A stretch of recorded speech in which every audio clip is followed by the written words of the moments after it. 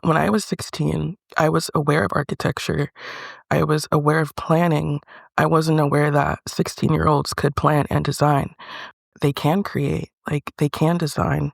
They can remake and reshape their neighborhoods, with or without our presence in the room, too. I think the young people that we worked with offer this a bit of a destabilizing force in the traditional kind of top-down engagement that usually happens, because they will ask questions that we as adults may have learned to avoid over time. They will call you out on assumptions. They will ask the tough questions around well, what do you mean by that? Or how is this going to happen? One of the things that I love about the work of placemaking is the value of learning within this community. Whether you're an architect, an urban place district manager, or some other kind of placemaking professional, there's a network of people who want to help you do your job better.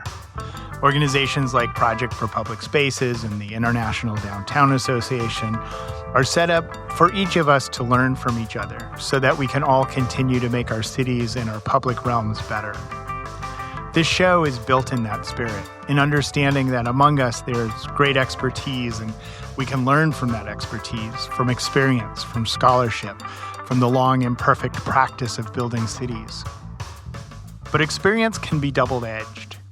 It gives us tools and methods, and if we pay attention, it gives us best practices. It also gives us habits, ways of talking, of smoothing things over, ways of avoiding the uncomfortable parts because we've learned how to navigate around them. Young people are less equipped to do that. When you ask a child or teenager what they want from a city, they don't reach for planning jargon.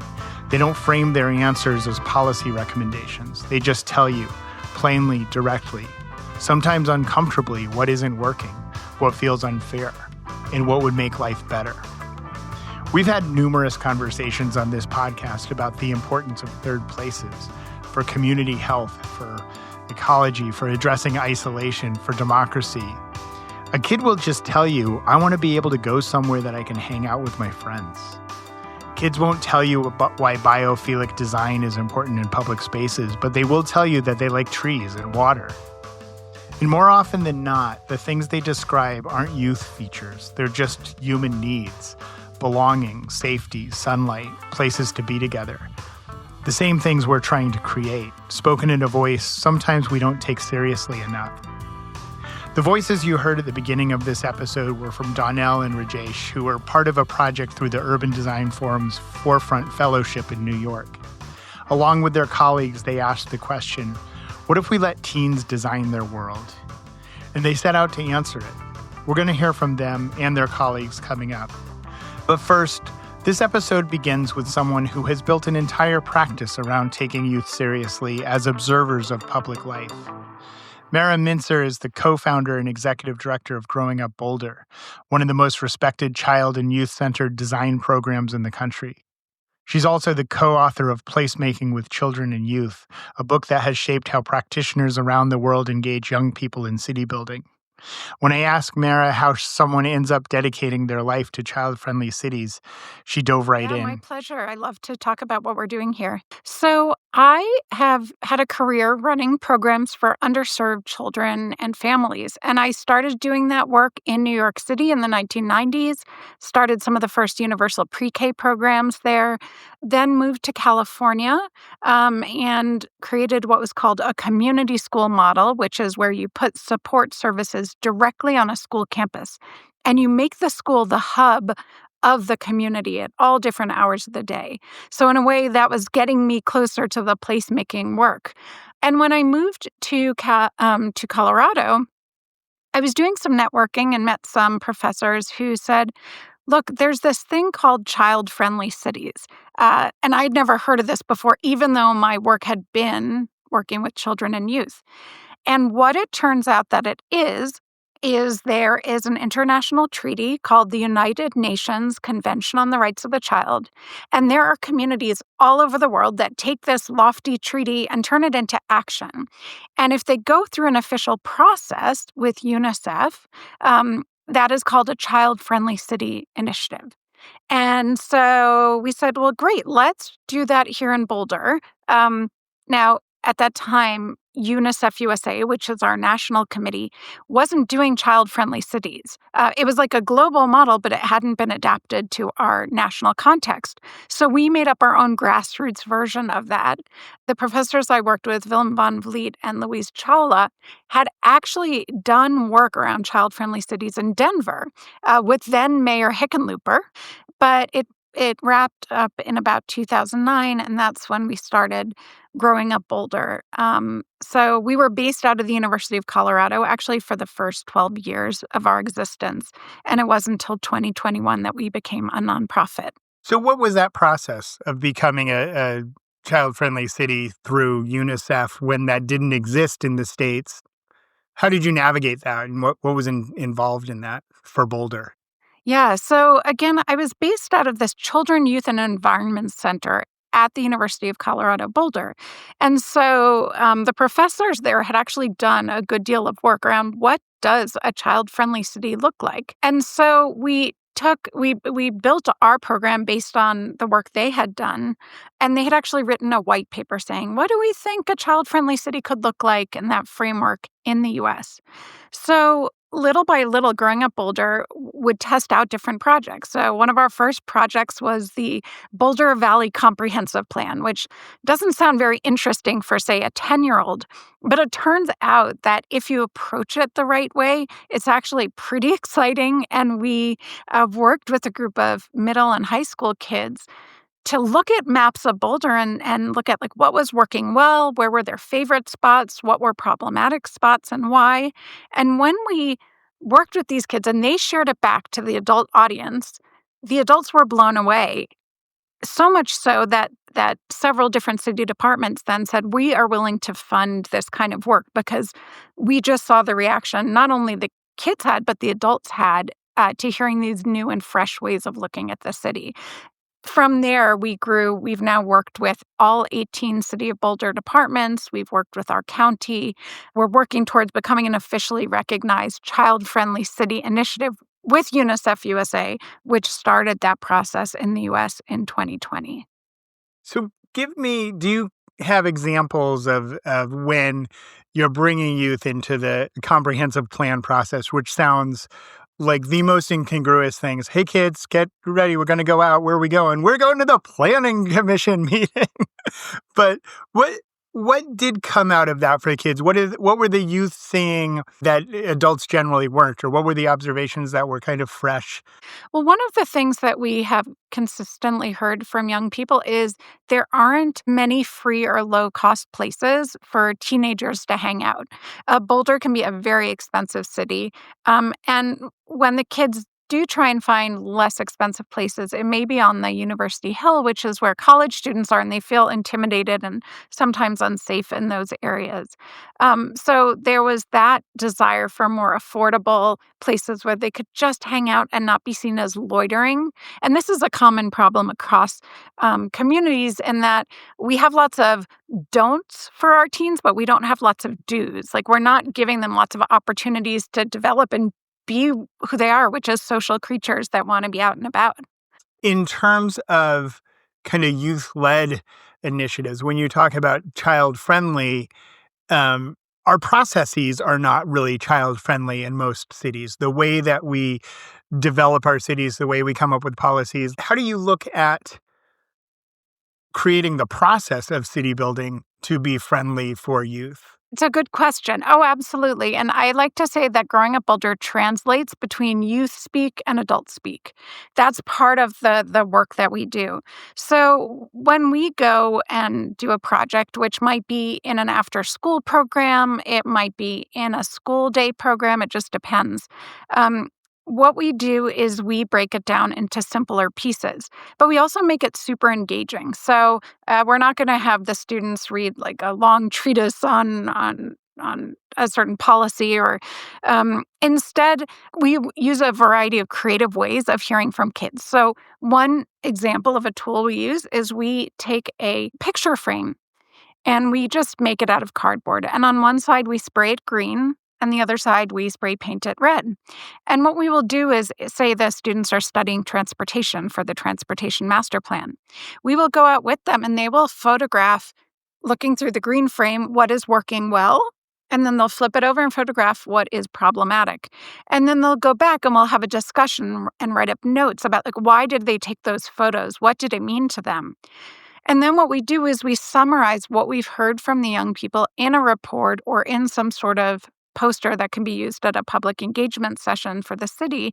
And we're able to share that back first with the kids to make sure we heard it right, but then with the adults, and that gets fed into the planning process.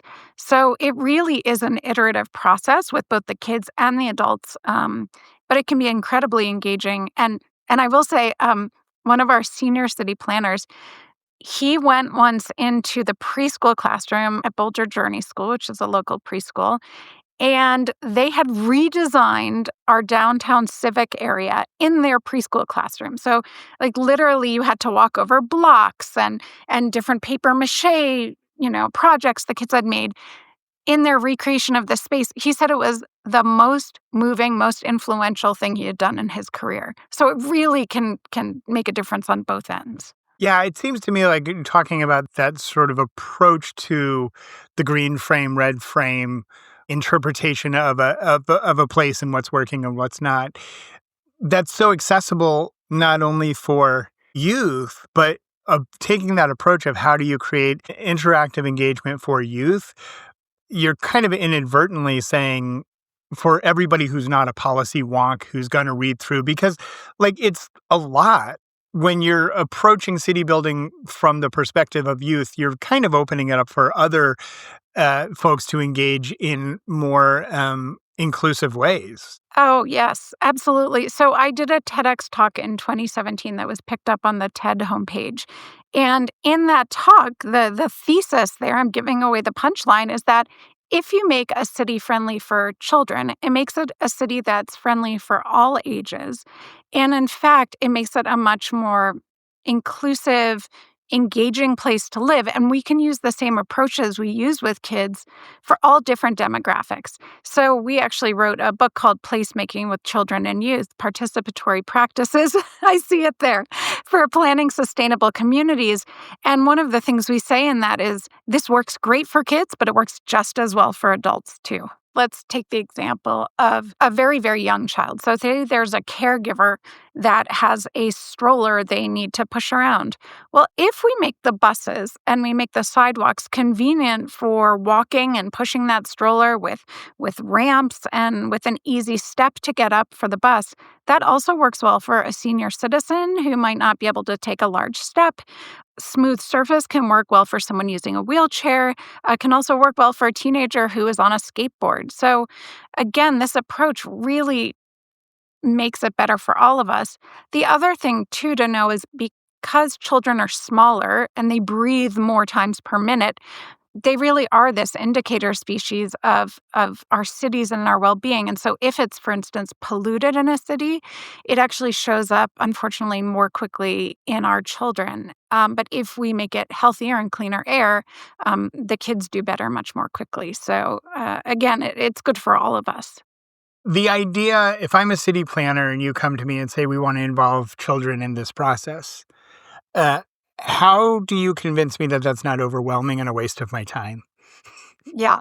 But how do you get buy-in? How do you get buy-in from city planners and other people that these voices are important voices for developing their cities and places? I mean, when I give talks, I actually go through about 7 different reasons why we should be listening to young people and why it creates better outcomes. But the other thing is we actually have examples now, because we've been doing this for almost 17 years, where this has made an impact. So to give you an example, we were working on planning for something called Valmont City Park, which was going to be a large park that at some point hopefully will get developed.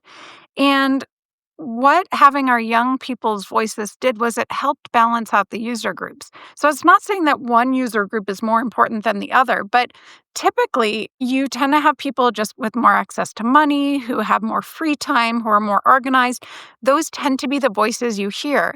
But when you bring in youth voice, and we did this by having done multiple engagements and then showing up at the meeting to represent them and having a few of the kids come with us, They were able to offer some alternative ideas for what should be at the park. And the ultimate site plan for that park ended up having a variety of opportunities versus it being just one sports activity that took over the whole park, which is what, some of the groups had wanted. So it really does balance out the user groups. So, am I understanding there's an inherent diversity in the perspectives of youth in the civic process because part of the process of engaging in civic world excludes people who don't have time or access to be engaged, but when you're bringing children in, that sort of democratizes it a little bit. Am I interpreting what Yes. you're saying right? Yes, and can I just add that we also do have an effort to center the voices of underrepresented populations when we do our work. So we really do look carefully at, for instance, who might be most impacted by whatever topic it is we're talking about, and then we make sure we're bringing those different people to the table. When you're working with these youth through Growing Up Boulder, are you working in the schools? Are you working like where are these kids and youth coming from to engage in this process, and how do you invite people into that process just on a purely technical level? That's a great question. So I'll give you two different examples. One project recently, we actually were not working in the schools. We were working on the design of a park. And we started reaching out to our networks for who knew someone who had teenagers who were using this park.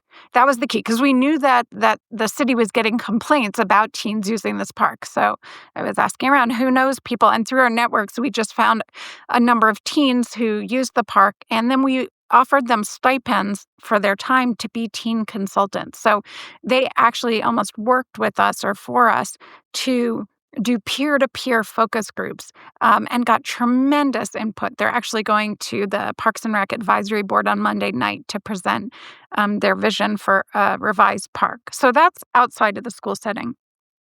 In the school setting, we look for classes and teachers who find this engaging and have alignment.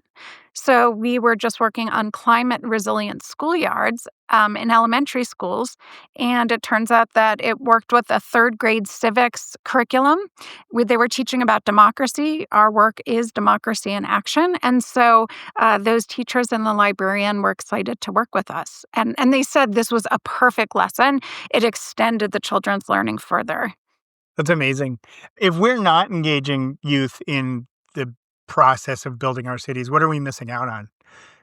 Besides just strictly their voices, what else do we lose in that?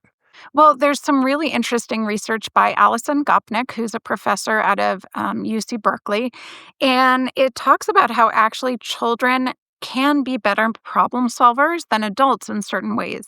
And what that has to do with is as we get older, we develop frameworks to help us make sense of the world. And we work within some rigidity of those frameworks because there's a lot of information.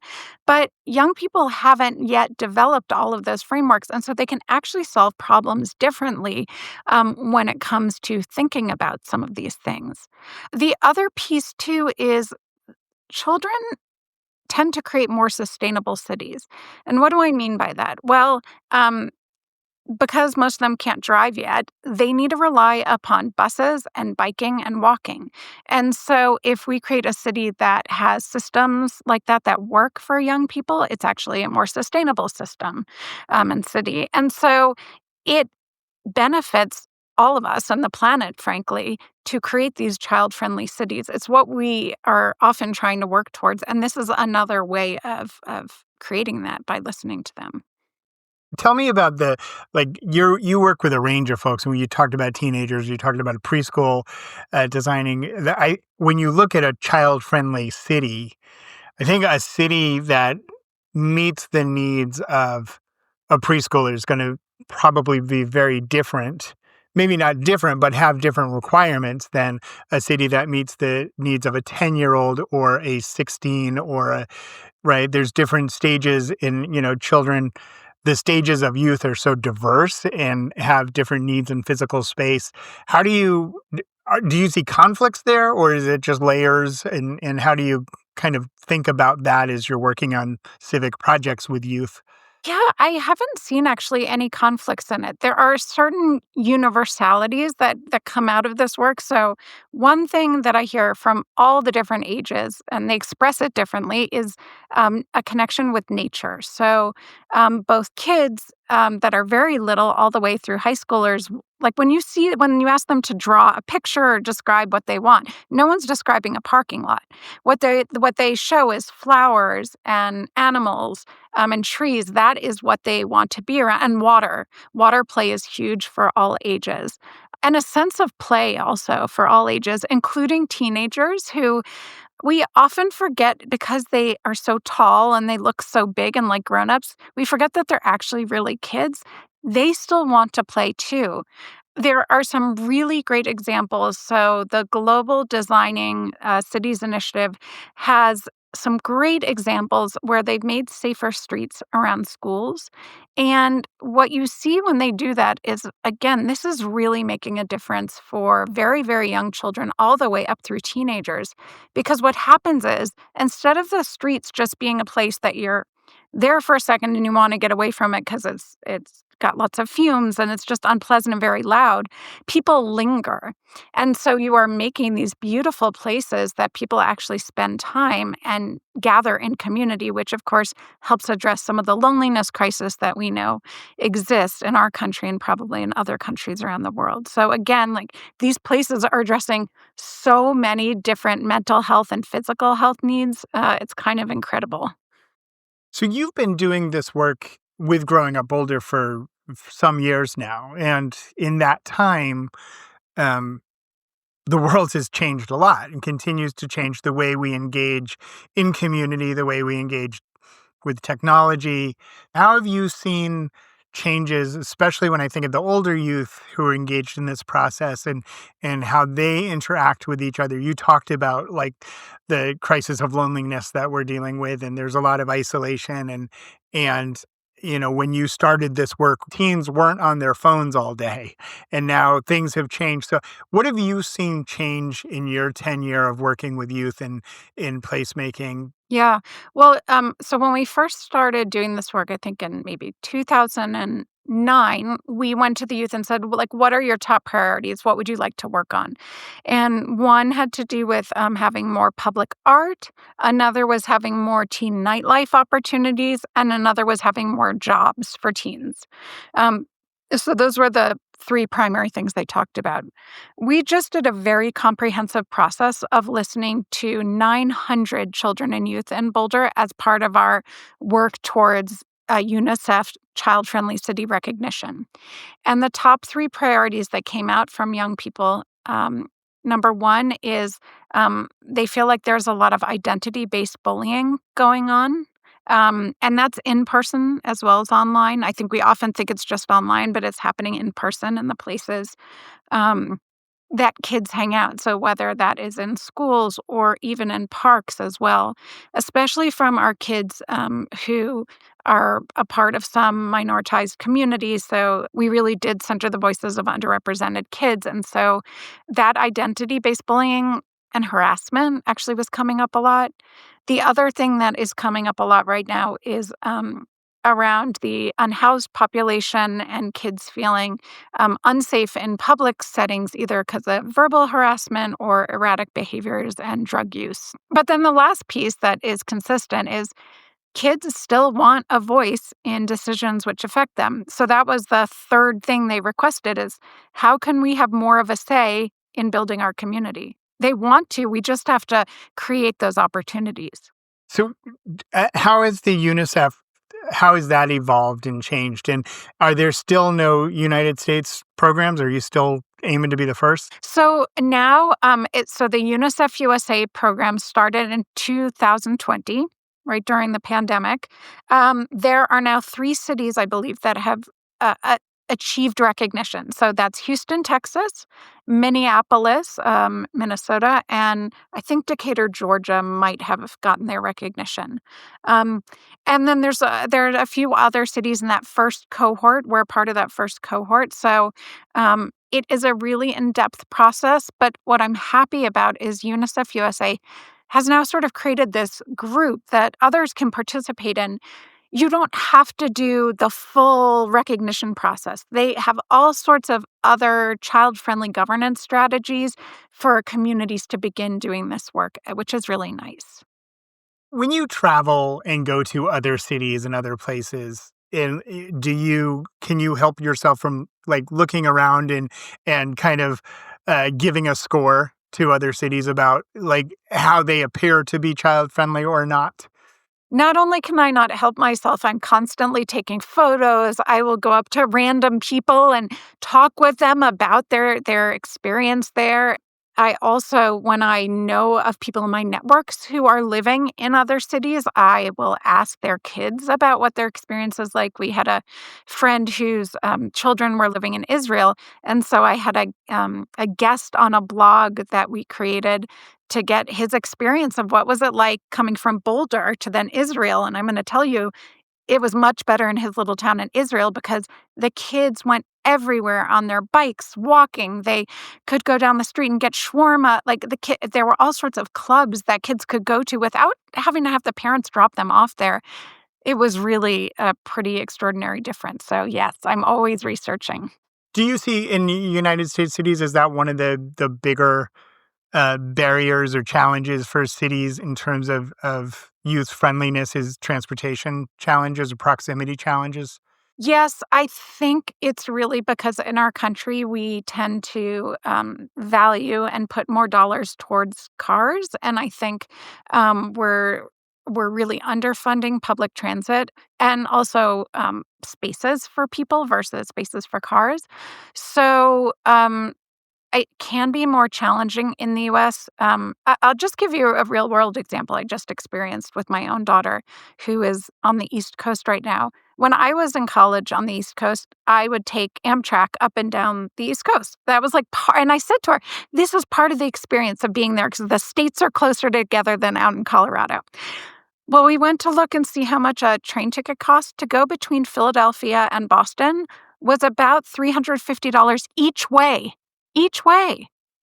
This is crazy. And it's because our government, we are not funding trains. So even when we have these resources, the balance is off, if you ask me, to make it child friendly.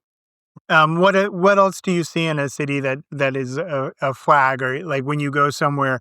Are there other things that you see and like look at and say, well, this was a mistake, or if only this wasn't like this?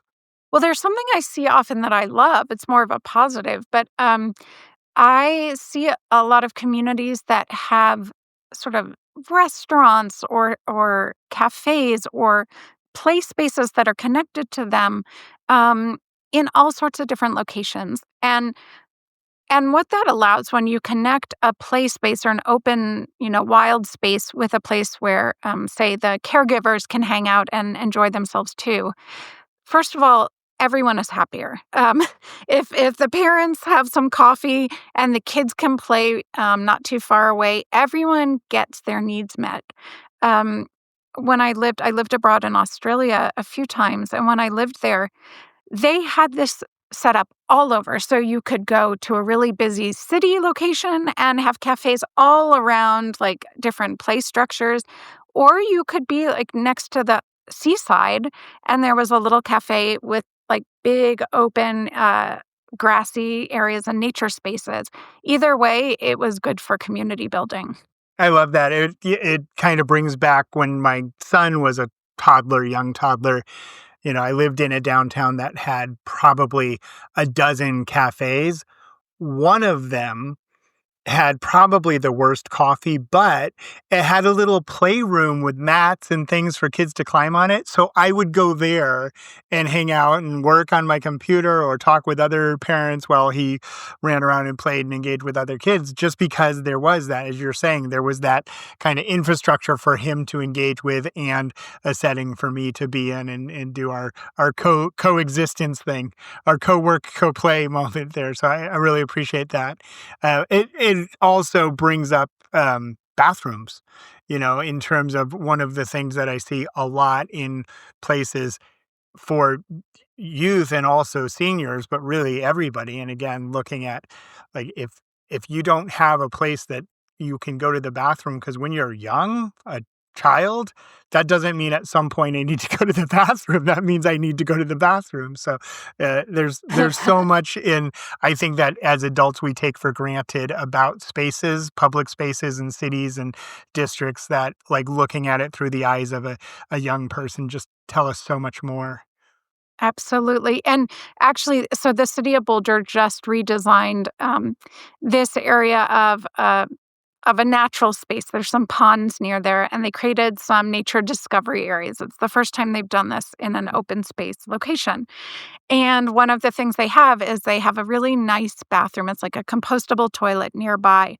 I can't tell you how many of the parents, because I was taking notes on like what's going well and what could change, how many of the parents said the bathroom was key to them being willing to come back here. Right. Yeah. Yeah. Well, you can't go somewhere if you can't go somewhere. You know what I mean? Right. Right. And can I just say one more thing too, which is that so one of my colleagues has a daughter who uses a wheelchair, and he talks about the need too to have bathrooms that have like full size changing tables, not just ones for like babies, because that also determines for him and many in the disability community whether they can go someplace or not. Right. Yeah. So in the time you've been doing this, you've had some young people you worked with years ago who are not necessarily young people. Have you tracked the impact that engaging in this civic world as a young person has as people grow up? Like, do you know if people stay engaged? Do you know if that's informed the way they approach their city? Yes. Well, so now this is anecdotal versus being, scientifically. I did not use the scientific method for this, but actually, the chair of Growing Up Boulder's board right now was one of the first kids I ever worked with. Oh, that's amazing. As part of Growing Up Boulder, yeah, when he was 10. And he actually talks about, we have an interview with him on our website where he talks about how it changed his trajectory because before that, no one had ever asked him what he thought. English wasn't his first language. His parents had immigrated here, and for him, it made him also know that this was his community too. And he now actually works he's like the neighborhood services manager for the city of Boulder, as well as being on our board. So that's just one example. But the beautiful thing is of living in a kind of small town is I bump into former kids all the time. And they tell me how this has actually made a difference in how they thought about themselves and what they've done with their life. Right. That's beautiful. I really love that. So, kind of a related question, but on the other side of the impact on the students and the youth and the participants, the impact on the city. When you walk around Boulder today, are you able to look and say, "Oh, I know, like the third grade class over at such and such a school is responsible for this, structure here," or do you see impact of the youth in the built environment? Everywhere I go. And in fact, I have done two things. One, after my TEDx talk, I ended up leading what they call a TEDx adventure, where I actually took people on a tour of spaces that had been changed thanks to the input of kids. And then on our website for a fundraiser we did in 2021, you can actually watch a little video where kids take you on a tour of Boulder and show you where kids have impacted it. Since then, we have young people have impacted a total of 29 places, master plans, and policies in our community. So it's really throughout the community. So if I was somebody who was charged with managing a space, a public space, stewarding a space, whether it's a downtown or a park or somewhere, and I wanted to engage more with the youth in my community who use those space, where would I start? How would I approach that conversation? So the reason we wrote the book I mentioned before, Placemaking with Children and Youth, was exactly because we used to get these questions and we wanted to support more people to be able to do this in their own community. So that book itself gives you step-by-step directions for how to do your own engagement project. But just quickly, I always start small. See, who do you know in that area? Do you know a teacher or a student whose class you can go into and work with? And work with that educator to create an engagement that's going to work for that age group, because you don't want to make the mistake of coming in and sounding like an adult that doesn't know how to talk to kids. So if you work with the people who work with kids, they will help you to create something that really works for the young people. We did a training, just a very brief training for our open space and mountain parks department, where we just kind of created a slideshow, like template for them.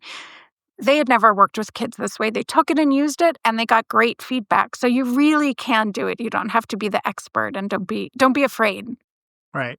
So let me flip that and say, if I'm a teacher or somebody who's working with youth and I want to get engaged with my city, any tips on engaging like the city process, which is generally cumbersome and sometimes opaque in terms of penetrating, getting involved with that process? Any tips on how to bring the youth voice into a city if you're outside of that process? Absolutely. So I'd say there are a few different ways. One is, if you see something coming up in your newspapers of the city is working on something that you think might be relevant to your young people's lives, look up who the person is who's managing that project and just reach out to them. And say you think your kids are, you've noticed your class is really into playgrounds or outdoor spaces. You could contact the Parks and Rec department and say, hey, I have this kind of crazy idea. Would you ever want to partner with me? You might be surprised at how excited they are. Our city folks often get complaints. Like, that's a lot of the contact they get. And they are so excited when you have community members who say, hey, we want to be a part of this process and help you and think with you. I really think it can go pretty far. Would you have one piece of advice generally for like why is engaging the youth in city building important? Yeah.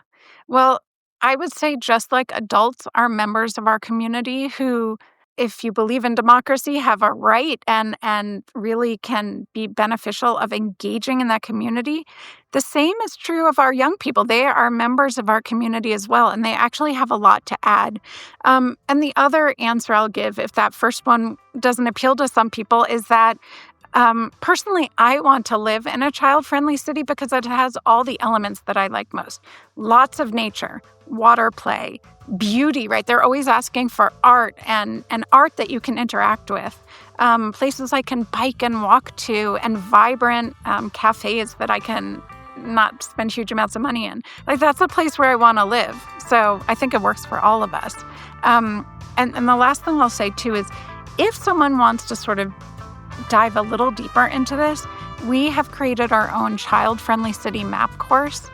Growing Up Boulder created the first printed child-friendly city map in the country, and we get so many requests from other communities who want to do this. And so in response to that, we created this course. You can look online to learn more about it, but we're really excited for people to try it out. Very cool. Mara, thank you so much for taking time to talk to us and about child-friendly cities and the great work you're doing with Growing Up Boulder. I look forward to visiting many child-friendly cities and really appreciate your work. Thanks for having me on, Chip. It was a pleasure. Mara Mintzer is the co-founder and executive director of Growing Up Boulder and the author of Placemaking with Children and Youth. You can find out more information in the show notes or at sidewalkballet.com. When you listen to someone like Mara, you start to understand when young people are invited into the civic world, their ideas don't just shape a project. They reshape adults in the room. In New York, a group of Urban Design Forum fellows took that idea and pointed it towards the public library. These fellows didn't want to just involve youth in shaping their libraries. They invited them to design them. That's after the break.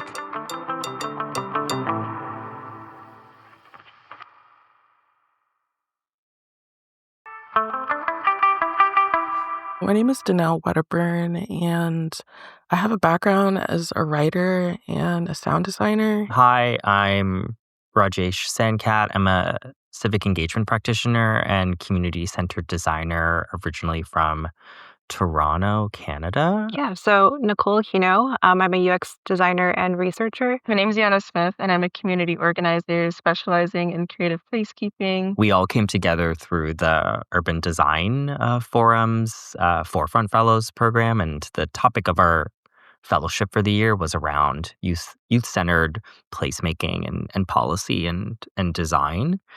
And the fellowship is divided into 2 semesters almost. So the first semester. The first part was about orientation for the fellows, taking field trips, talking to educators, learning about youth engagement.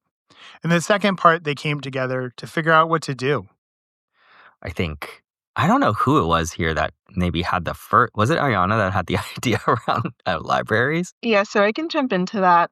So I was personally motivated by, just growing up in New York City. I went to New York City public schools. Part of being a public school student, we did a lot of field trips to our local libraries, in addition to having libraries in our schools. Being the youngest person in the cohort, I was in like my early 20s at the time, and just experienced the post-COVID transition into young adulthood. Being a teenager during the pandemic, I was particularly motivated because libraries had always been a safe space for me and a space where me and my friends could convene. So I think seeing the rapid decline in third spaces for teenagers and then young adults, in addition to At the same time, New York's library system was shrinking, Sunday service disappearing, budgets tightening. In the city's third places, the informal, unplanned ones were thinning out, especially for teenagers. That combination shaped the fellows' question, what if teens could imagine the library of the future? What would they build? Maybe I'd want to spend a little time also just talking about what was happening politically, I think, because I think that's what helped us narrow our focus to libraries. I think it was twofold. I think it's one, looking at existing infrastructure that we all know and love and know how to use and have sort of an already built investment within communities as like something that, okay, how can we build on what is already here? But I think in that year, right before our team came together, there were some pretty heavy citywide budget cuts under the previous mayoral administration, which was this really huge loss of service that I think resonated across like every borough in the city. I think we wanted to almost like challenge the logic of disinvestment that we were in real time, I think, observing and seeing this as, if libraries themselves are viewed as dispensable, what does that say about how cities, value young people and the other people that use this incredible, important public infrastructure? For the fellows, the library wasn't just a building. It was kind of a measuring stick for belonging, for safety, for the way a city welcomes people who are still finding their way. And it was also something else, a place where many of them had first learned to imagine their own futures. Just our fellowship year really thinking about youth autonomy and independence. I think the library is like one of the few places where you can actually experience that, where you are able to walk in and you can sit down and you can find books on topics that you may not be allowed to discuss or ask at home. I think like you do build a really intimate relationship with a local librarian, and just thinking about the development stage of adolescence, like those teen years are just incredibly important for your self-actualization and development in terms of your sexuality, your gender, your politics, like just thinking about your history, your neighborhood, like your family. I think that's also another reason why we're so attracted to the library as an institution, not just in a neighborhood, but as like an institution in your personal development and intellectual like inquiry and freedom. And when you have students sculpting in a library, thinking about how to sculpt a library, thinking about how to collage a library, thinking about how long that library has been there, how it has served them and how it no longer serves them. Like, these are all things that we were kind of beginning to explore with our curriculum as well. Before choosing a site or drafting a curriculum, they thought about relationships. How do you enter a space where teens already have trust? Who are the adults they already know? Who can make an introduction feel warm, non-transactional? I'd say that our interaction and collaboration and relationships with youth were also connected to the work that we are interested and we're also doing outside of the Forefront Fellowship. One of our group members, Claudia Deshawn, already had a working relationship with the High Line and really spearheaded our connection with the youth. She already had a really deep relationship with educators there, with youth there, and I think if there's already a trusted adult in the room, If there already is an established relationship, it does make it a bit easier to kind of get into creating, co-creating youth-centered design. We really wanted to set out an intentional research and engagement process that wasn't extractive. Because I think we recognized that we're going to be working with young people, some of which we may know, some of which we won't. And so, how do we design for a process that leaves them feeling as empowered as kind of and informed as we do as we move through the process? And then also, I think just to kind of set the frame, like this, it was a 6-month timeline that we also had to work within.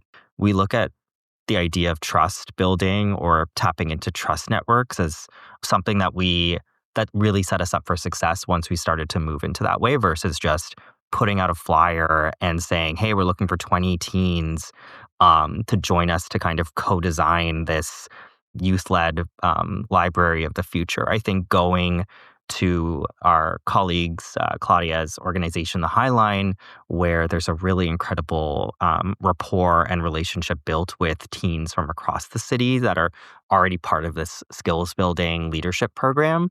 I think it just unlocked richer insights because it's we're not strangers to them. We have a warm introduction, so to speak. And I think it just helps move the process further along, which I think when you're already working on a tight timeline is like something we would never want to take for granted. Yeah, and I think to build on what Rajesh was sharing about trust, I think the level of intentionality we had too. So we know, at least I know, like from my work experience, young people gravitate more to young people. So they also want to see like age peers who are in their teens, early 20s, mid 20s, leading and co-facilitating the work. So by bringing on some of the youth that Claudia had been working with, but I think myself too, because surprisingly, I'm an adult. That shocks a lot of young people I work with. That connection and stuff like that creates a safe space where they feel comfortable kind of opening up. But I think also like it does foster a curiosity amongst young people when it's like, hey, like, this person who's around my age is doing this really cool thing. I never really thought to do that before. They kind of like get a level of excitement and a level of investment in the project.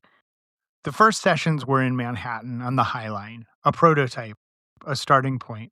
But teens came from everywhere. The ideas shared needed a place with roots. So the team began looking for a neighborhood space where young people already felt at home. I think one of the concerns and the constraints with working with the youth in the Highline was that they were all coming from different neighborhoods. So not only did they have different levels of engagement with their public libraries, like recognizing different neighborhood experiences, it might make some of the recommendations a little difficult to tailor to specific neighborhoods, and then understanding the different challenges and constraints presented across different neighborhoods. We also changed the way we were trying to engage youth. So we did do a lot more community organizing related work and talking individually with young people on the street, like, hey, do you have a second? We're doing this workshop series in this space, but also putting flyers up around both neighborhoods, so bus stops, lampposts, like anywhere where like the tape would stick. If we're having a neighborhood-centered approach, if we're thinking about architecture and urban planning and reimagining what a library could be, we wanted to have that neighborhood-centered approach so the youth that we worked with could continue to go there. They didn't have to take a train for an hour or 2 hours to go and commute to come back there. It's like the Free Black Women's Library is already within the fabric of Bed-Stuy. If the students are there, even if our project is over, that relationship they have with that library will continue. The Free Black Women's Library isn't a municipal branch. There's no library card, no gatekeeping, just an open invitation to exchange books and be in community. For the fellows, it expanded the question, a library can be many things. So what did the teens imagine it could be? I think it was Danelle that had surfaced this idea around exploring alternative models of libraries that already exist in our libraries. We know that there are the institutionalized, Brooklyn Public Libraries, New York Public Libraries, but there are also real tangible spaces that have already been created to fill this gap with a little bit of curiosity around the Free Black Women's Library as a bit of a community care center, but also a social art project. And I think blended our research goals with our methods kind of beautifully and offered us a new space to explore this work in. Because I think it's like what we're trying to do is imagine what does a future library space look like to you? I think by putting people in a new space that is a result of someone asking that very question and deciding to build it, I think is kind of huge. We primarily used art and design as pedagogy when we were trying to introduce the idea of remaking, rebuilding, recreating a library. Instead of a traditional workshop or survey, they turned to something quieter and more revealing, zine making. Pages, clippings, glue sticks, a way to think with your hands before thinking with your words. It lowered the stakes, made room for imagination, and it helped teens describe not just what a library should have, but what it should feel like. There were also really great discussion prompts. I think, especially at our Free Black Women's Library workshops, like you created these really amazing budgeting exercises. And I think both Nicole and Ayana can really speak well, especially when Rajesha's talking about the context of the Adams administration and all of those budget cuts that were happening in the library. That was also becoming really present in the zines the students were making, talking about wanting to have these spaces, wanting to go to the library on a Saturday and Sunday, but Sunday service no longer exists. I actually never really thought about it in this way, but what you just mentioned, Donnell, kind of makes me look at the zine archive as one of the starting points of creating their own little library. They essentially created a library of zines. That's an open source kind of digital format, but it's a kind of a summarization of these of teens' perspectives and their visions for what is important to them in a library space. So, kind of in a way, in a digital way, they're starting that process already. When the zines were gathered together, a picture emerged. Not a futuristic building, but a place that understands what it means to grow, to rest, to socialize, to breathe. Natural light, plants, outdoor space, quiet zones and loud ones, rooms for creativity and rooms for calm, places where their younger siblings could play, and where older neighbors wouldn't feel out of place. The outcomes of these workshops were these beautiful zines that had very clear themes of what youth wanted. So things like desiring libraries with biophilic design, having plants, natural light, outdoor spaces kind of integrated into library spaces, wanting kind of quiet and loud zones to cater to different types of personalities and needs and interests for youth, kind of flexible areas for being creative, socializing, resting, and then thinking a lot about opportunities for team-led programming and curation. The design I features or think elements looking at that these themes came kind of through our engagement with young folks were pretty transversal. Like they weren't. I think there's a myth sometimes around engagement when it's like when you engage with young people, they're going to be very focused on themselves or just like not provide anything beyond maybe their immediate perspective. But I think we noticed the opposite as a team, which is like their elements were around making it like more friendly for everyone. And I mean, who wouldn't want a little cafe in their library, or who wouldn't want more like biophilic greener like design and greenery in their library? Working with teens didn't just produce ideas, it shifted the adults involved, their pace, their assumptions about who gets to design civic spaces and when that process begins. I guess for me, I think a lot of about the concept of like ambiguity tolerance as it relates to engagement processes like this, where as you move through a process, are you creating more opportunities for people to work with ambiguity? And I think with the idea that people and communities at large that can work through those tougher questions together have stronger networks of care because they can support each other. They know that they can lean on each other. And so I think as that's like a broader paradigm for I think how I I guess look at this work is around the idea of like when you involve young people into this process, it requires a level of honesty, I guess, and adaptability of a design process that wouldn't happen if you didn't. My other takeaway was just like the mutuality component and being really intentional and working with the Free Black Women's Library, and how not only do we produce these recommendations for the broader planning field, which is who our target audience was in our culmination event. But the fact that individual libraries and individual independent libraries can take our findings and kind of implement them.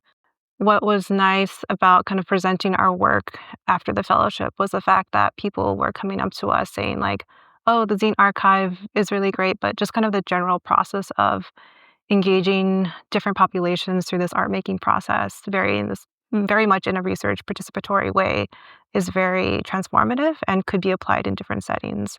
Having students walk away knowing like this abandoned storefront, it can be something. I don't have to go get a master's in architecture to be able to build and to create something. It's like this awareness of how to repurpose, how to redesign, how to recreate, not just libraries, but it's this understanding that they don't have to wait until they're in their 20s or 30s to do it.